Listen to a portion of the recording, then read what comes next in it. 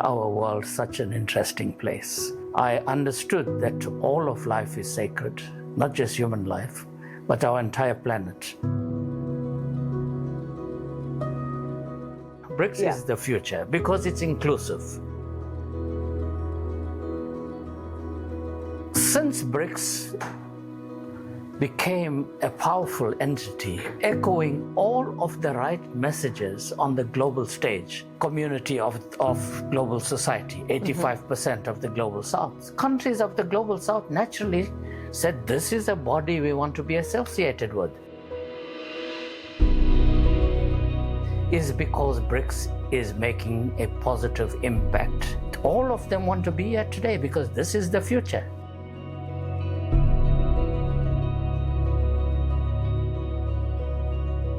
And that's rising again. And that itself is a threat.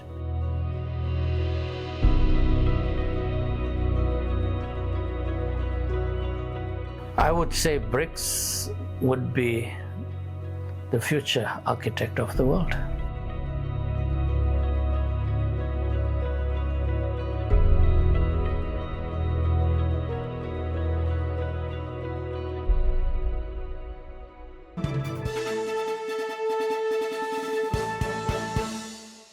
We are living in a really strenuous moment of today, when the world gets ever more fragmented, when conflicts blow even further and fragrant.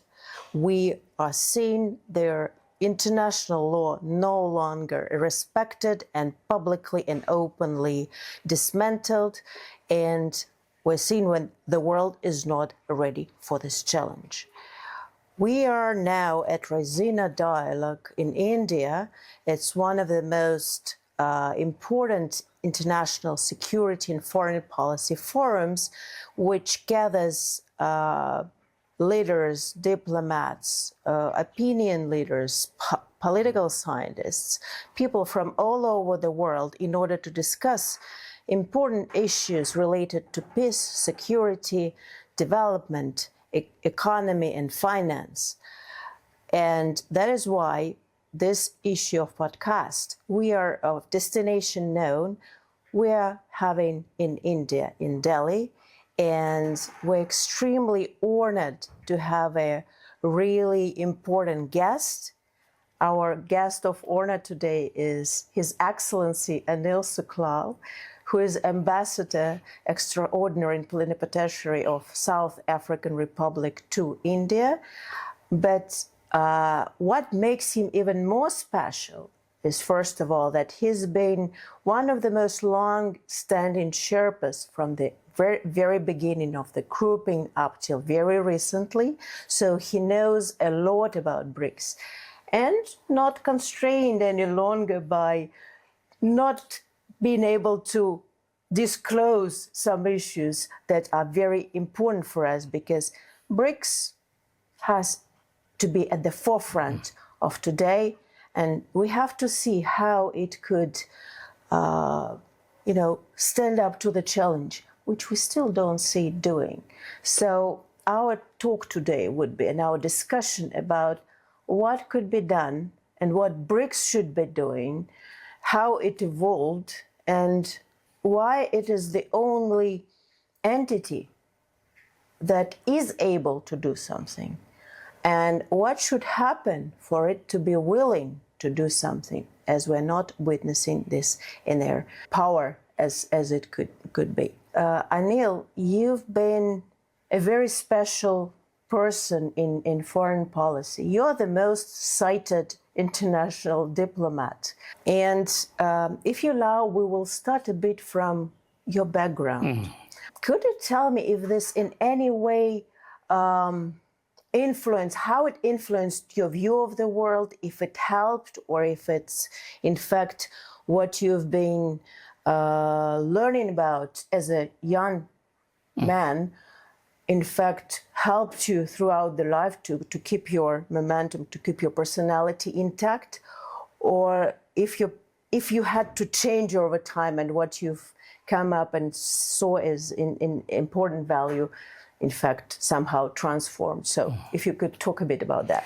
No, thank you. First of all, Dr. Panova, Victoria, my good friend and colleague, for having me on this podcast. I've always had a very special relationship with Russia. Obviously, I was born into a South Africa that was an undemocratic government. It was an apartheid regime.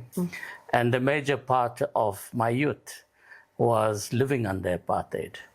And of course, when I went to university, and we had segregated universities because the entire structure of South African society was based on race.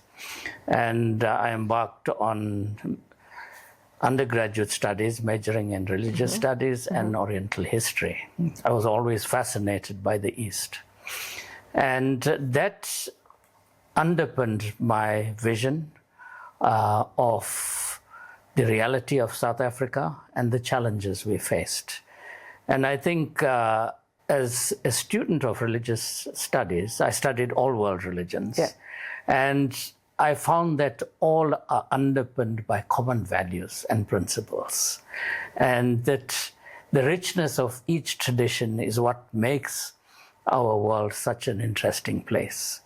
And that shaped my worldview.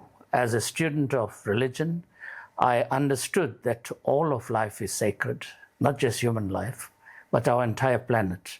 Our earth is sacred, and we have to treat it with respect. The differences that we have among species, including the human race, is the richness that we have that makes up this world. But each and every form of life is sacred and must be treated with respect, and there is no levels of one being higher than the other. And apartheid, of course, believed the opposite. And I became part of our freedom struggle underpinned by these beliefs that we had to oppose this apartheid regime and create a South Africa where all of us, irrespective of our color, our race, our ethnicity, our background, that we could all be free and enjoy our country. And not only shaped my vision of South Africa, but the world. That on the international front, coming from Africa, Africa was always treated as a marginal continent and a continent that was not taken seriously. Of course, we had our own challenges, being one of the most poverty-stricken and underdeveloped continent. But at the same time, I saw in Africa its beauty, its strength, and its potential. So that is why you would have seen that as soon as South Africa became a democracy in 1994, President Mandela immediately said that we are an African country. We're not a Western country, which is what the apartheid government got us to believe, that South Africa is part of the Western world. And that's how South Africa immersed itself within the African continent, within the global South as a developing country from the South. And of course, we wanted good relations with the developed world, and more equally important, to play a role within the multilateral global system. But at the same time, I think we live in a world today that we were the architects of creating a global value system through the United Nations Charter, through the Universal Declaration on Human Rights. And these are very lofty documents, which we authored, which clearly the purposes and principles of the UN Charter is a clear reference point of what we expect of ourselves. That's why we all adopted the Charter and created a global governance architecture. But it's very unfortunate today that the very architects that brought us together to adopt and put this wonderful document together have now shredded it and no longer respect the fundamental principles that underpins the UN Charter, that underpins international law, and respect for fellow citizens. Maybe an expected question. You're talking, I'm hearing what you say. I remember when I was a kid in the Soviet Union, they would be, they would say the first world, which is the West, second world, which is their Soviet bloc, and the third world. So I don't see, frankly, any change in mentality neither from colonial era or apartheid era, nor from, Cold War times. They still believe they are this first world, privileged one that has all rights to be there, and that the others don't have this right. The end game of all this remained keeping Africa, keeping Asia, Latin America behind. When was the first time you felt there's too much hypocrisy and if this is changing? Because I know you came to be part of the government and be in diplomatic service right after apartheid. So in 95, you were already stationed in Geneva. So what was it like? Did you feel any unfairness? Did you see this hypocrisy counter to what they've been saying for reality? So, and how did it shape your further understanding of what you should do? Well, I think, Victoria, the tragedy of what's unfolding today, the seeds were already set from the very outset when we started setting up international organizations. When you look at the founding of the UN, 50 countries got together for the UN to come into being. South Africa was there, but it was the Union of South Africa. It wasn't a free South Africa. There were 4 African countries present in San Francisco. But we set up the UN system, we set up the Bretton Woods institution, but we already ring-fenced that the Bretton Woods institution will be led by the Americans and the Europeans. So already you were creating a hierarchy. And then we set up GATT in 1947, right? Yeah. But while we were setting up these global governance systems with all these organizations, a few years later, 1949, we go and we establish NATO. So what was the reason? We just came out of a devastating world war where millions perished. And then why must a small group of countries go and set up a military alliance? Against who and why? If you are talking about creating global governance institutes. Absolutely. That to will, counter any yes, that we act collectively and not start dividing the world. So the fault lines were already starting from the very beginning. And I think for someone coming from South Africa, what we experienced during apartheid is that apartheid was prolonged in South Africa because a number of countries from the global north continued to support the apartheid regime, while many of our friends from the global south supported our liberation struggle, assisted all of the major liberation movements like the African National Congress, the Pan-African Congress. Many were resident in the Soviet Union and were trained there in all fields. Many were resident here in India and other parts of the world. And yet, we had countries from the global north that didn't break off any trade relations or any relations with the apartheid regime. On the contrary, they propped up that regime that allowed it to continue. And they propped it up militarily as well. And I think that's already something that for us was very difficult to accept. That here you had people suffering in South Africa based on a racial policy that was legalized to keep the majority population subjugated. Having that experience and also looking back at how Africa was treated, firstly under the system of slavery, where millions of our people were shipped abroad in very inhumane conditions and sold into slavery.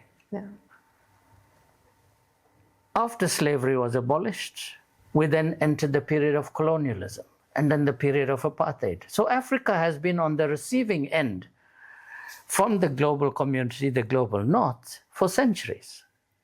And it took right up to 1994 for the last of the African countries to be set free, to become independent and democratic. That's just 3 decades ago. we find today that Africa, those countries that were our colonial masters, never left.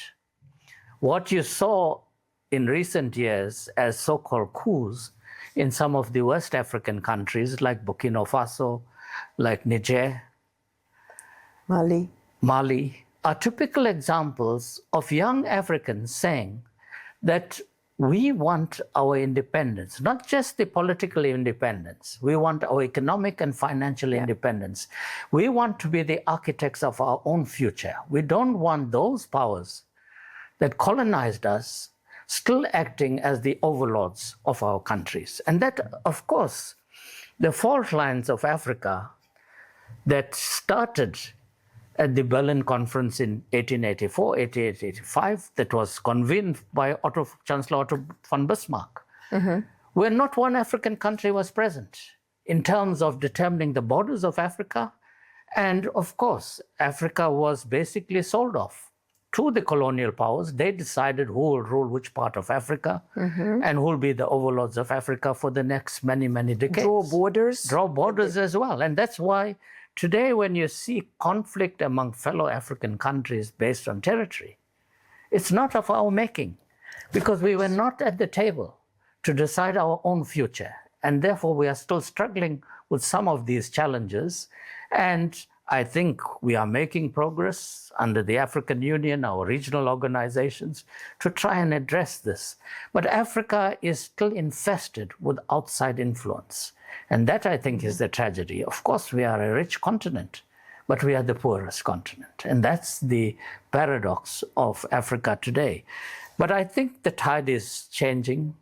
I think when we formed the African Union in 2002 in Durban, in South Africa, at the conference, it was to give new direction to the African continent. We adopted NEPAD, as you rightfully observed.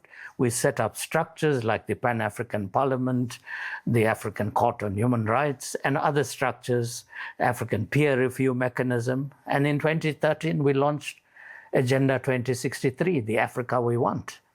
And in 2018, we created the African Continental Free Trade Area. So we are making progress. But of course, we have inherited enormous challenges. And South Africa is a macrocosm of that.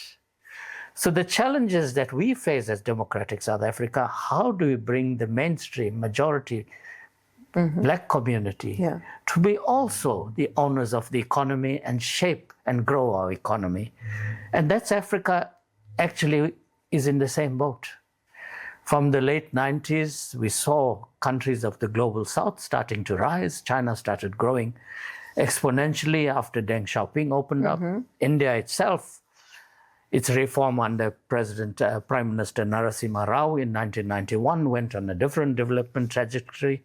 You yourself, the Russian Federation, when President Putin took office in early 2000, Russia was on a different trajectory. Brazil had a period of difficulties in the 60s to the 80s where they had military dictatorship. But when President Cardoso came in, followed by President Lula in 2003, you saw Brazil picking up, Brazil rising, Latin America, impact on the whole region. South Africa was free, African Union was formed, Africa was on a different trajectory. Your country was on a different trajectory. India and China was on a different trajectory. And of course, you saw the ripple effect of that. The whole ASEAN region, the Asian tigers and dragons. So the global south started rising. And this was not welcome. And it looks like the West missed and that this point when countries of the global south or of developing world, as they say, right? So when they started rising, they missed the point when, and it is irreversible now. It's irreversible. And probably that is why we're seeing this conflict on not just ongoing, but getting worse. And you said that, you're not allowed to take. You're always, you're limited with taking sovereign decision. Whenever you take sovereign decision, they become unhappy. They put you on the Human Rights Council that you do something wrong. So the matter of punitive actions is when you're not following their liberal agenda of the West. Before we go to BRICS, if I may, like a bit about South Africa, do you see them still trying to, intervene through internal politics, through parties that exist into South African demand? Because, well, probably not so, they were not so successful as we saw Trump banning South Africa as if the G20 was its toy. We'll discuss it a bit later. From going to the United States and saying it will be Poland instead, which is crazy. It's disgusting. And for me, disgusting that everybody's not talking about it. But how much you see them trying to influence your internal agenda in order to recover their influence and their powers inside South Africa, because South Africa is definitely one of the key actors of Africa, and many countries look to it as a model in order how to develop further and how to counteract it and how to bring prosperity to its people, because we all think about our people primarily, and that's what we're struggling for. Well, I think, Victoria, the important point, when we became a democracy, the foreign policy that was put in place by the Mandela government, we were very clear that first and foremost, the pillar that underpins South Africa's foreign policy is that we are an African country. Pan-Africanism is part of our foreign policy, embedded. So our region and the African continent was our first point of reference. Secondly, we recognize we're part of the Global South. So strengthening relations with the Global South, all of whom supported us to the point where we attained independence and freedom. But of course, at the same time, we wanted good relations with the Global North. So continuing to strengthen interaction with the Global North was important for us. And equally important was us reinforcing the global multilateral architecture. So these were the fundamental pillars that underpinned our foreign policy. And that's how it's been since 1994. But of course, South Africa being the largest, most developed economy, and a good example of democracy working very well over the past 30 years, and perhaps the most multicultural, multiracial state on the African continent, there's always a move to try and influence the way in which we conduct ourselves on the global stage. And we have resisted that because we have very strong friends historically. We have had strong relations with the countries that supported our liberation struggle. Now that we are free, we're not going to abandon that. Cuba has been a very close friend of South Africa. The Soviet Union, Russian Federation has been a very close friend. India has been a very close friend. China has been. President Mandela said this when there was pressure under the Bill Clinton government about our relationship with Cuba. And President Mandela said, no, Cuba has been a friend of ours and will continue to be a friend. We want to be your friend as well, but you don't tell us who should be our friend and who should not be our friend. And I think somehow this becomes an irritant for some countries. They have accused in more recent times, as you have seen, South Africa of being too close to Russia, too close to China. We are very clear on that. It's your problem, you deal with it. But we have had very good, strong relations historically with all of these countries, including within the African continent. We are not going to abandon that. Of course, it comes at a cost, as you have seen, But I think I'm very proud of my country, that we are a small country. We have... But proud. Very proud and very principled, I must say also. We have faced the devastation of apartheid. The major part of my life was lived under an apartheid regime. You mentioned in your response now Cuba. Cuba has become partner country. And I remember you were saying, as a result of Johannesburg, you said that, well, we're not here for, BRICS is not for a cup of tea. So, of course, we're open to others. That's why we take such bold decisions. Of course, first of all, taken current conditions, what do you think about decision taken for expansion and the countries that entered? If it made things more difficult now for BRICS, because BRICS is really lives through a crucial moment. Trump said he will demolish it, he will destroy it, and that's what he's doing. He's trying to take first weaker members one by ones in order to destroy the whole. Oh, it's not an alliance, but it's a group. It's a group of those countries that think alike, that have similar values, meaning not, meaning they believe in sovereignty, in equality, mutual respect, respect for traditions, for diversity of their not pervert diversity, but cultural, historical, philosophical. It's very important, religious. So do you think you would think differently if you knew what is to come about expansion back then? And as we are not able to reverse, of course, anything, what do you think BRICS should do? What is it that BRICS should be doing in order not to lose its legitimacy and its authority? Well, I think the issue of expansion, which I had the privilege of steering in 2023, it was inevitable. Yeah. And in 2023, when we finally put it on the agenda and acted on it, it wasn't a new agenda item. It was there previously. Yeah. I recall in 2018 when we chaired, we took this to our principals, the leaders, that we should maybe start looking at expansion. And they said, no, we need to consolidate further the five of us. And I think it was a very wise decision. I, as a Sherpa in 2018, wasn't very happy. Yeah. But in hindsight, I think the wisdom of our leaders made sense, because we first had to consolidate BRICS as a group, because BRICS wasn't readily accepted as a group. Of course. Many thought it's a coming together of these five countries, and after a few years, it will become history. Yeah. Even Jim O'Neill wrote an article when South Africa was added, and he says, this is not going to work. How can you bring in South Africa? It doesn't belong. But of course, I think every year we hear it from different people, different experts. But what I have recognized over the years, and many scholars have written, leaders have spoken from outside the BRICS family very negatively of BRICS.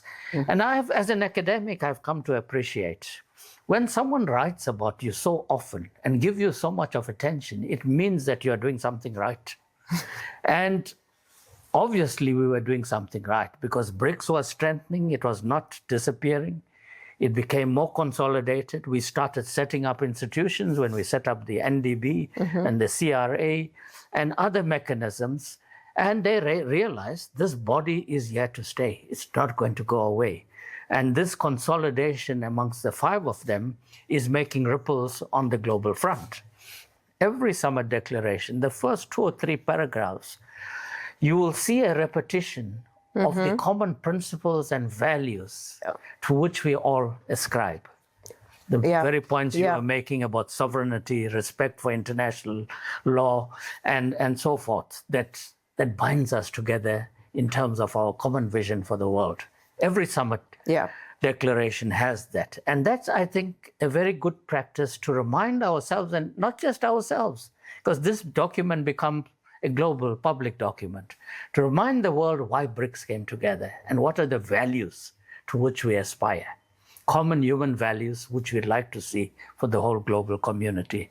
So since BRICS became a powerful entity, echoing all of the right messages on the global stage that impact on the vast community of global society, 85% of the global South. Countries of the global South naturally said, this is a body we want to be associated with.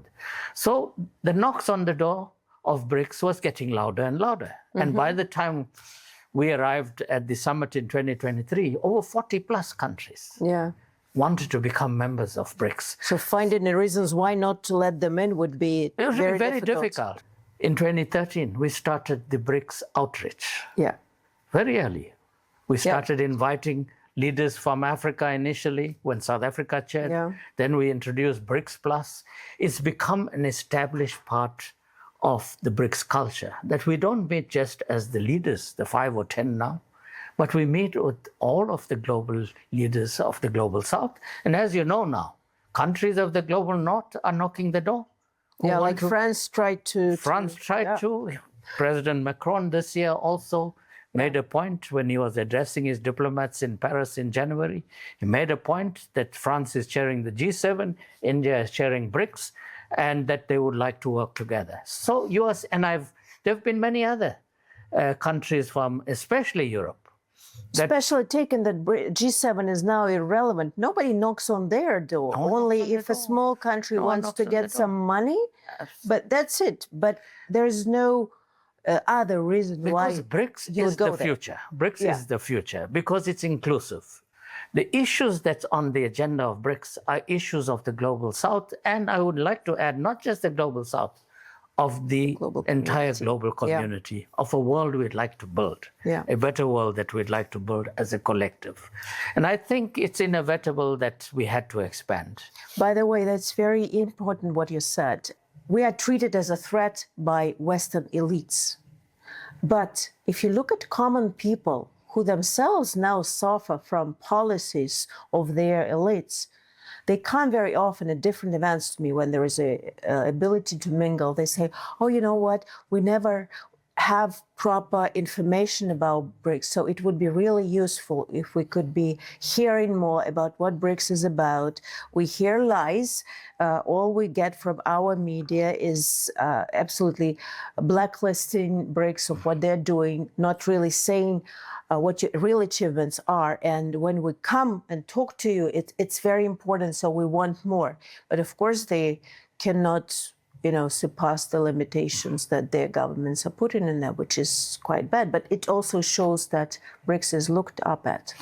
BRICS is looked up at, and I would say the reason why there is so much of criticism and attention on BRICS, and even attempts to try and fracture the BRICS family, is because BRICS is making a positive impact and threatening the status quo. I always use the example of apartheid South Africa.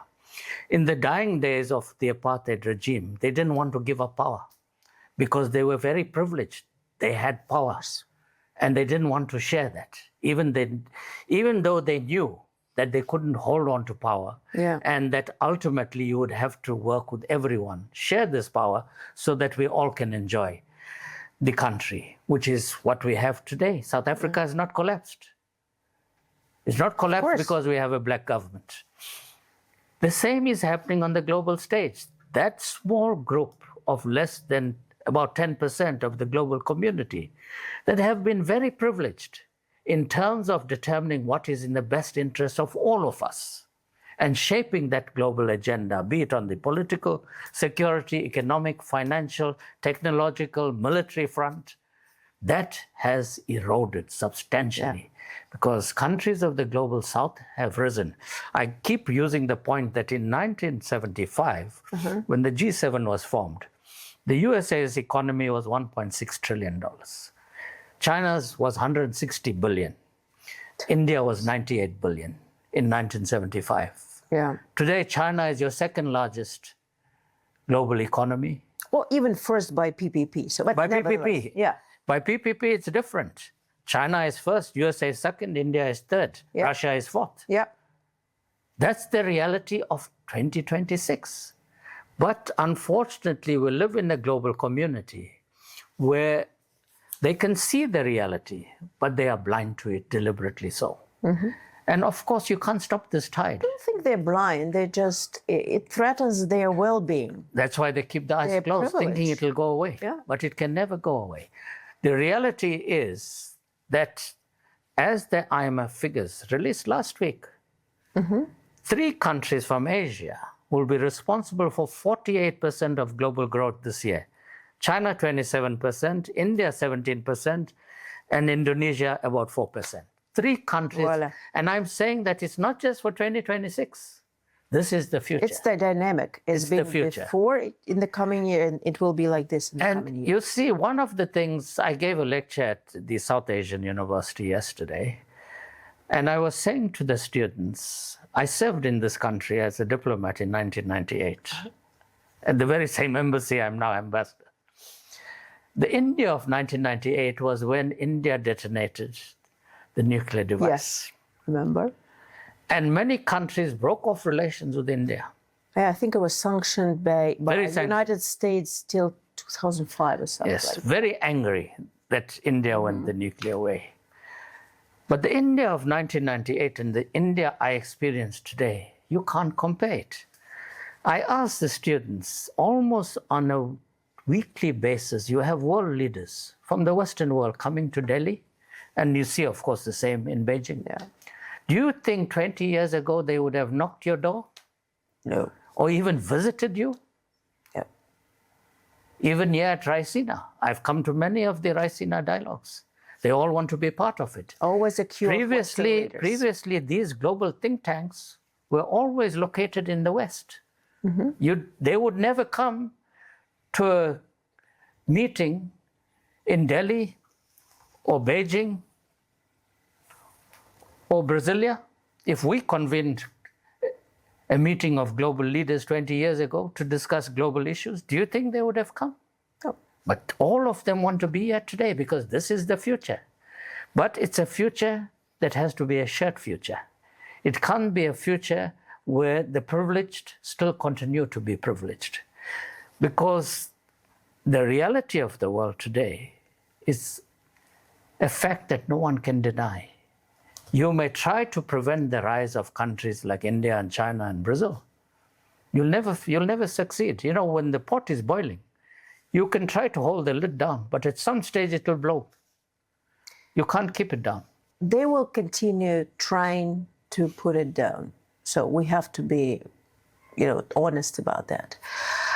So what is there BRICS can do in order to, because of course we're non-West, we're not anti-West, and everybody keeps saying that, and we believe in that. It's not that we're just, not a mantra for nothing, it's a reality that we think.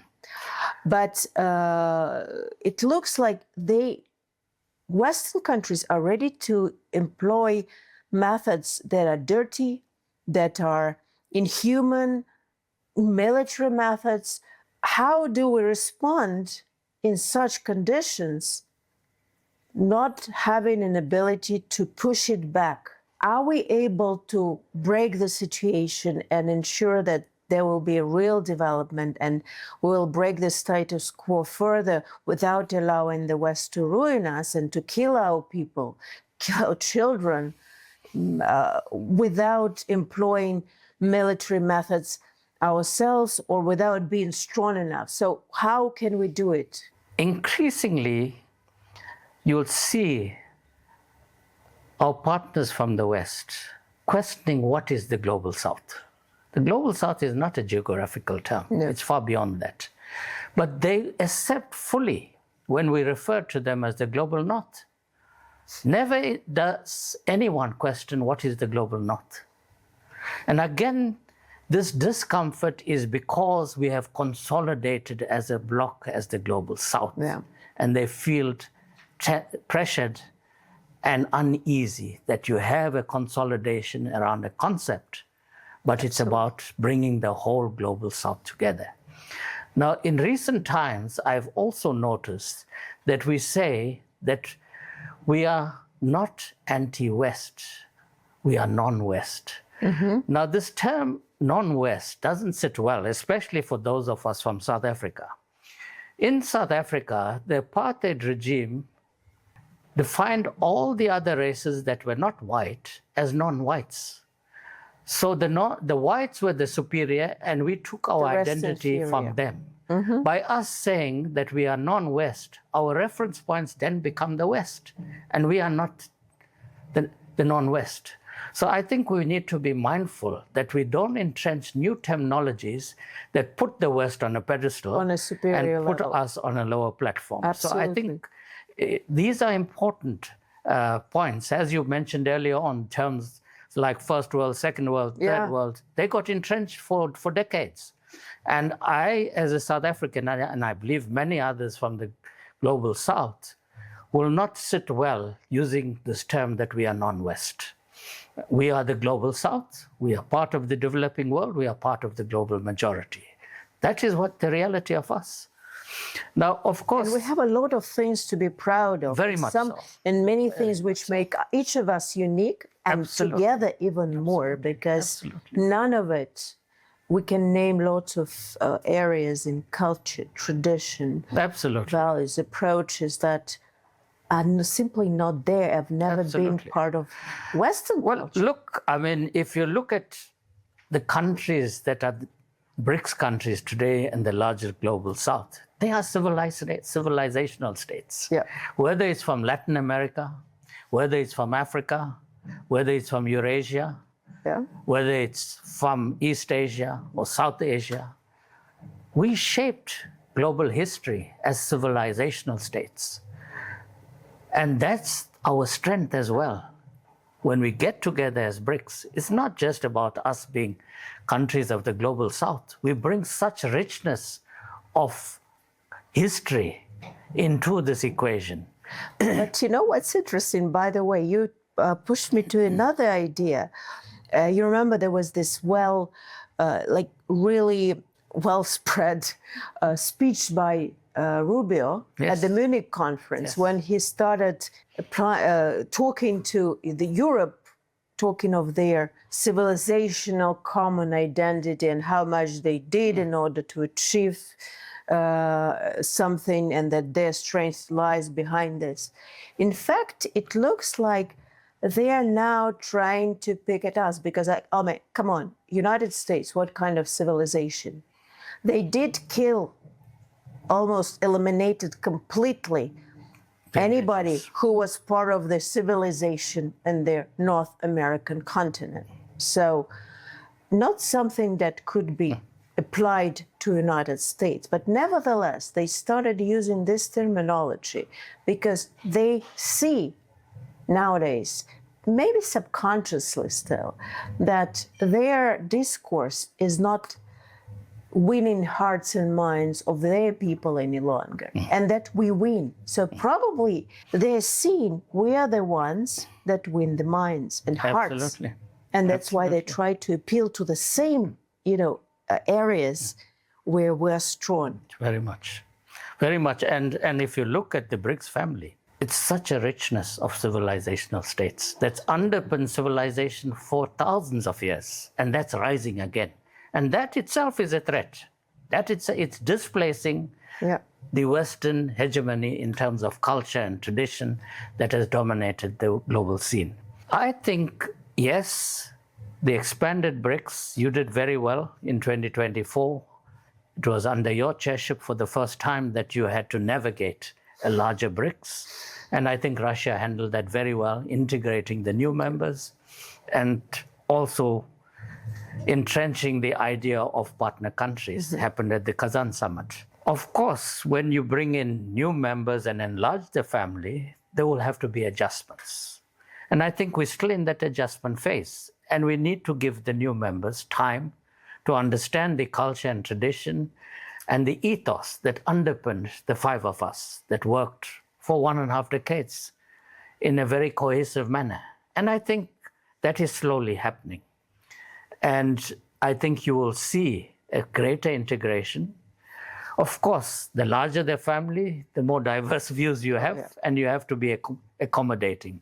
But I think that's always been one of the strengths of BRICS. I know in 2023, when the group of European ambassadors in Pretoria asked me to address them on South Africa's BRICS chairship, one of the questions they raised, but you all are such a diverse group of countries, the five of you all. How do you all work together? I said, but you work with all five of us in the G20, all of you. You all sit in the G20, but you never ask this question that the G20 is even far more diverse. But we all work together and we have a common outcome, an agreed outcome at G20 summits. So it's far easier for 5 of us to work together than 20 of us. And I think that settled that matter. Of course, the richness that the additional members bring in, I believe, is a strength for the BRICS community. But the fault lines that we are currently experiencing, it already started with the Russia-Ukraine situation. Many thought BRICS is going to collapse because you had a founder member of BRICS now involved in a global conflict situation, and this is the end of BRICS. But you chaired BRICS in 2024. We continue 2023, and BRICS continue to strengthen, expand even. Yeah. Right? We saw it during the Gaza war. Many thought that BRICS will also be negatively impacted. Now we have a situation, what happened in Venezuela, in the region of our fellow BRICS country, Brazil. We are seeing the situation where fellow BRICS country, Iran, is now under attack. Yeah. And many are wondering what's going to happen to BRICS. We need to continue strengthening that, speaking out about the need to forcefully safeguard the global governance architecture, and to ensure that we continue speaking of reforming it, that we move towards strengthening multipolarity, and that we oppose all unilateral measures. We must speak out. BRICS must speak out. It's been the culture and tradition that when you have unilateral action at whatever level, financial, political, security, BRICS has to speak about these issues. But we still don't have this common position.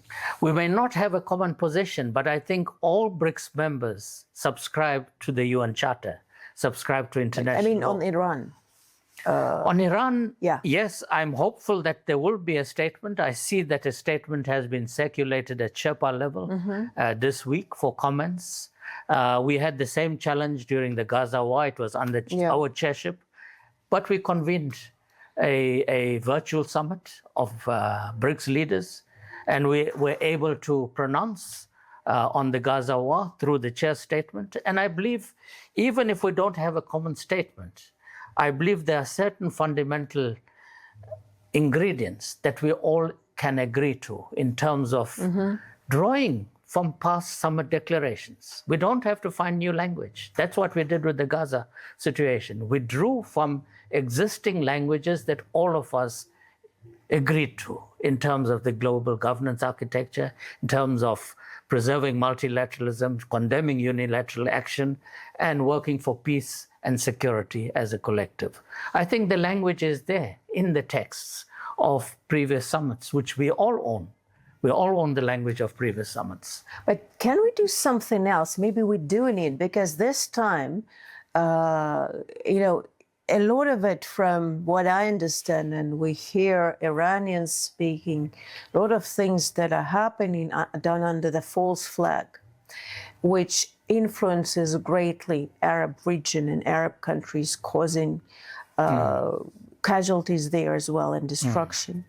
And we saw their severance of diplomatic ties between two BRICS members. So can BRICS be a platform that would allow to restore it, and also maybe something else needs to be done apart from this statement or drawing on previous ones? So looking into each other's security problems and seeing how we could be on the same page for a number of increasing amount of conflicts on the world where some of the BRICS countries can be attached. So this is number one. Number two, about establishing some kind of emergency fund in order to assist with humanitarian assistance to countries of the BRICS and their people. And it doesn't have to be only military conflict like now it is with Iran, but it could be technological, natural disaster, and others.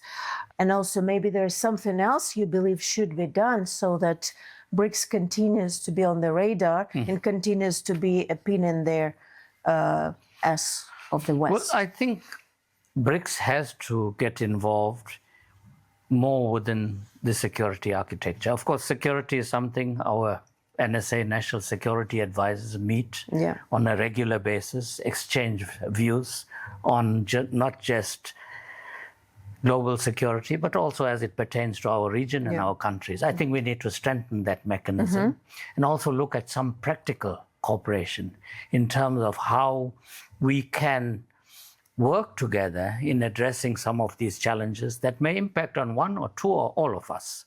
So I think the NSA mechanism needs further strengthening and expansion. On the humanitarian front, I think that's an excellent idea. Because what is happening in Iran now, the devastation that is there, they're going to have great need for humanitarian assistance. Absolutely. You're going to have food shortages and other medical issues with the Iranian community. And I think BRICS should be the first point of reference to say, as a collective, this is a fellow member. We can afford to offer assistance in all forms by sending doctors and sending specialists there, medicines. You're going to have shortages of all of this in Iran. You're going to have shortage of food in Iran. Yeah. And these are even energy, although Iran is one of producers nevertheless. And even infrastructure and the reconstruction of Iran, because there's devastation that's going on there. Yeah. And again, I think BRICS need to look. And maybe the NDB can also expand its mandate to see when a fellow member state is in crisis, can't you look at some mechanism where we can assist? There are some certain practical things that we can do. So I would think on the vocal front, BRICS need to articulate a statement that we condemn this kind of actions, which we have done repeatedly, as I said, in past summit declarations, to again send out the positive message of what BRICS stands for in terms of building an inclusive world and a better world, working together, and that it is not through military means that you're going to solve differences between countries.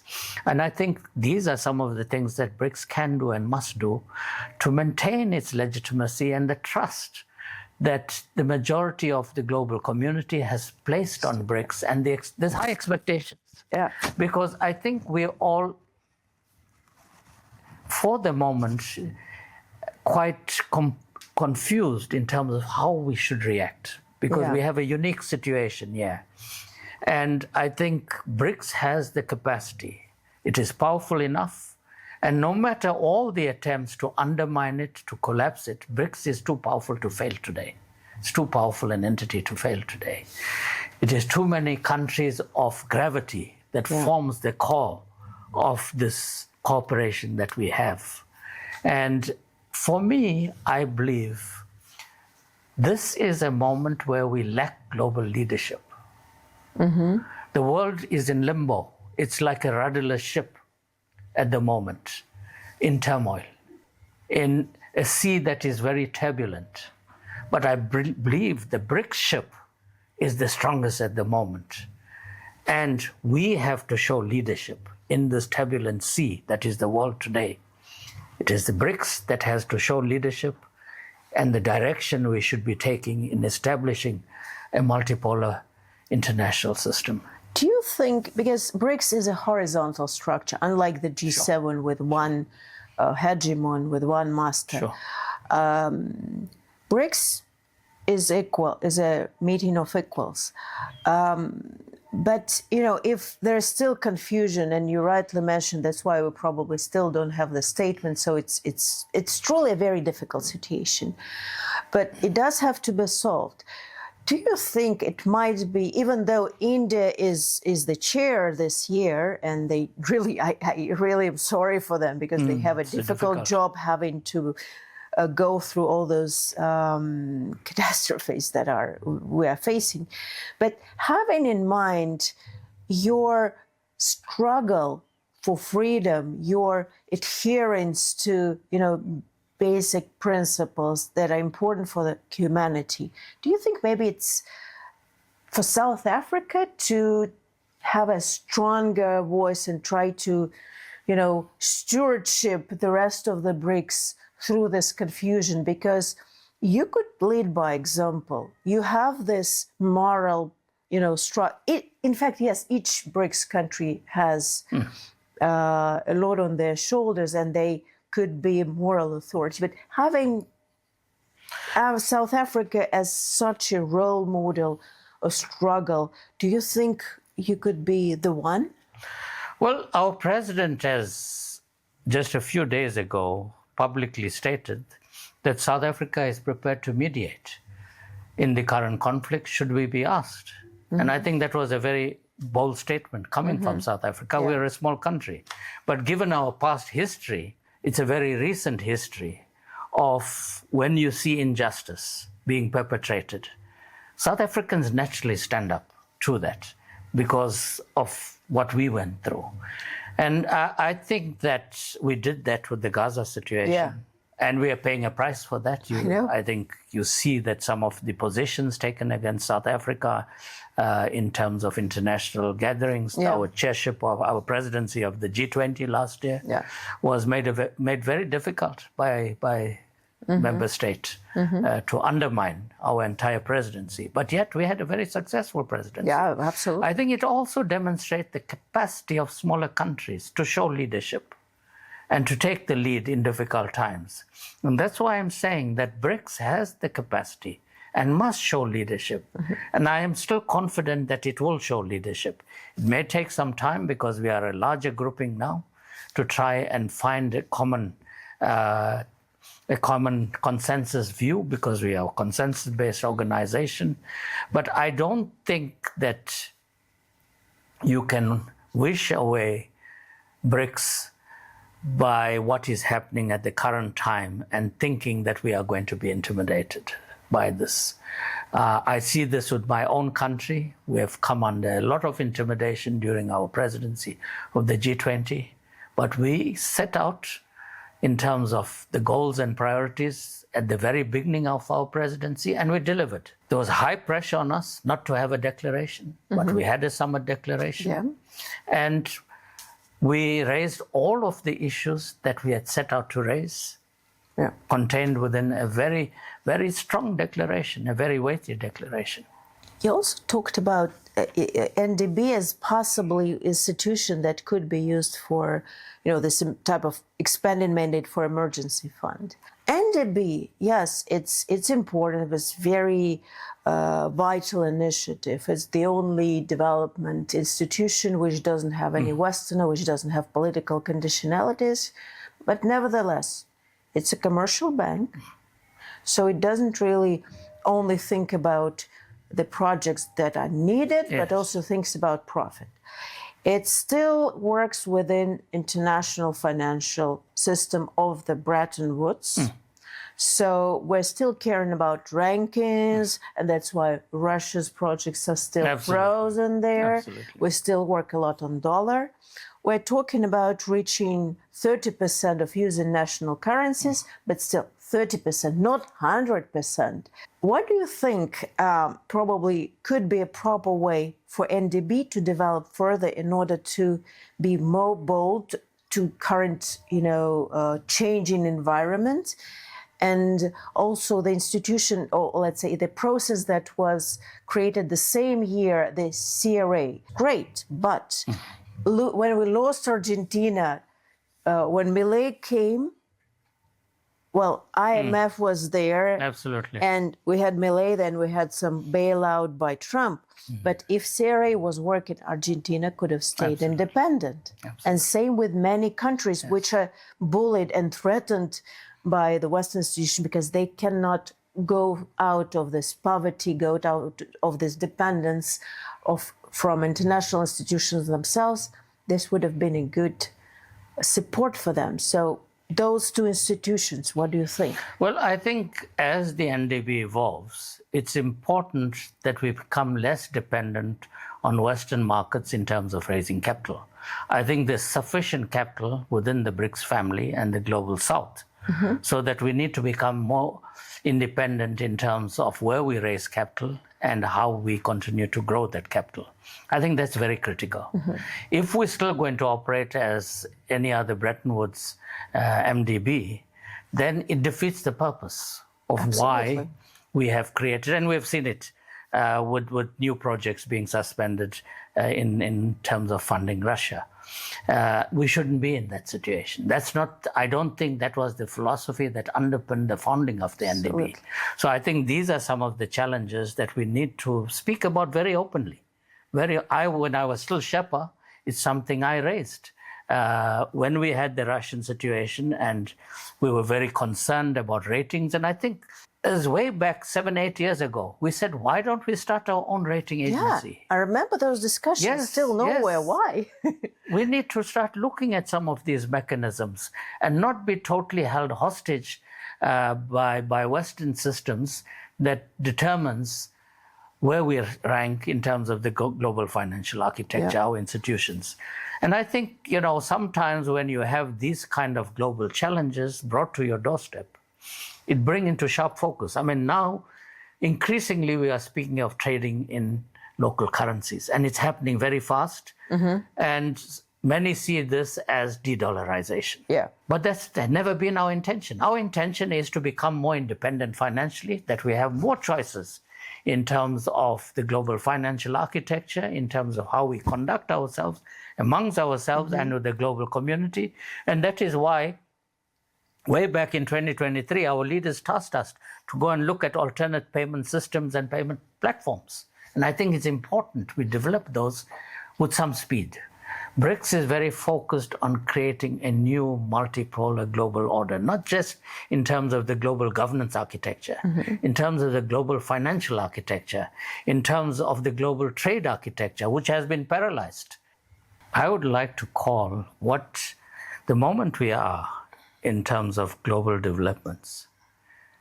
I would think for BRICS, it's a very fundamental period for BRICS to stay focused on the reasons why we came together as a grouping, the values that underpin our cooperation, and not be detracted from that.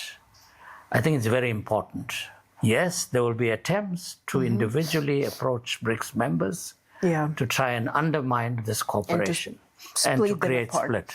I think it's very important that the cohesion and the glue that welded us together as a powerful grouping, that should not be undermined in any way. Each one of us need to safeguard that, because BRICS has to strengthen further, because BRICS, I believe this is a BRICS moment of leadership going forward.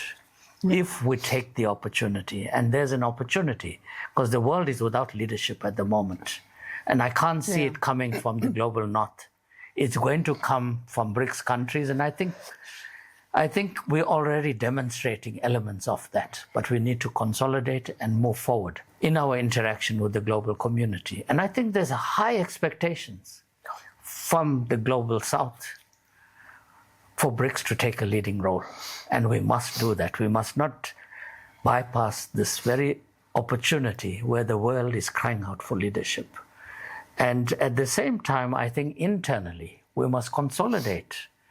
While we do what we do with the international community, I think the BRICS institutions that we have created, the structures we have created for cooperation, be it the Think Tank Council, the Academic Forum, the Business Council, Women's Business Alliance, NDB, other structures, we need to safeguard that, because we put a lot of energy. And these have become powerful platforms of cooperation that underpins, and this is what the world don't want, those that don't want the global south to consolidate. Because what is the glue holding the global south together? Take BRICS away. Take BRICS away. If there was no BRICS, what is there to bring us together? And that is why so much of hope is pinned on BRICS at the present time. That BRICS, we are such a diverse group of countries. How can we work together? But we have shown for the past almost 20 years, when BRICS was informally conceived as a group, that BRICS is a forum to stay, it's a global forum, and BRICS will provide global leadership. It's our hope for the future. If diplomacy were music, would it be symphony, jazz, or silence? No, diplomacy can't be silence. I think jazz is a bit disruptive. I think it should be symphony, and I think BRICS is a symphony. If we talk about 20th century leader, any, Who would you like to ask a question to? Your president. I admire your president because I believe... Technically, he is 21st. Yeah. Oh, you don't... Well, of course, President Mandela. President Mandela and Mahatma Gandhi are the two people I would like to ask questions to, especially what would they do under the current situation. Negotiations, more chess or theater? Look at the current time, negotiations can't be theater. Negotiations at the current time demand a high level of chess ingenuity. And I think as BRICS, we have that ingenuity in us. What book is currently on your table? Well, I have several books on my table. One I'm rereading by Thomas Friedman. Thank you for being late. There are certain elements there that he forewarned us of, which I think are unraveling at the present time. What is more dangerous for a state, pride or fear? Fear. Fear. Your most useful habit in negotiations? Listening. The most overrated word in international politics as you see it? At the present time, strategic autonomy. Everyone wants to be strategically autonomous. Yeah, that's very popular and very fashionable Very nowadays. fashionable. Wonder if everybody thinks the same about Absolutely. like what they mean. Absolutely. One moment in history that you would like to witness with your own eyes? I'm a historian of Oriental history, and there was a very powerful empire called the Mauryan Empire. And Ashoka, which is the crest of the Indian flag, he went to the Kalinga War and had a decisive victory where millions were killed, both humans and animals. And he stood there and renounced violence and adopted the philosophy of nonviolence. Many people think that Gandhi is the architect of nonviolence. It was Ashoka that was the architect of nonviolence, that it is through nonviolence that you'll create a better world. What is more difficult, to negotiate with an ally or with an opponent? I think it's far easier to negotiate with an opponent. Ally sometimes becomes even more problematic. What's the worst advice you ever heard in diplomacy? Don't stand up and challenge. I don't believe in that. If you have a viewpoint and you believe in it, you must be able to stand up and echo it and defend it. If you were to use one word to describe BRICS 20 years from now, what would you want it to be? I would say BRICS would be the future architect of the world. Thank you so much. That was a fantastic Thank you, discussion Victoria. and conversation with you. Very penetrating questions. Thank you so much. We had a really wonderful conversation with His Excellency Anil Sooklal, Ambassador of the South African Republic to India, and for many, many years, most dedicated Sherpa of South Africa to BRICS. Thank you so much. Hope you enjoyed it.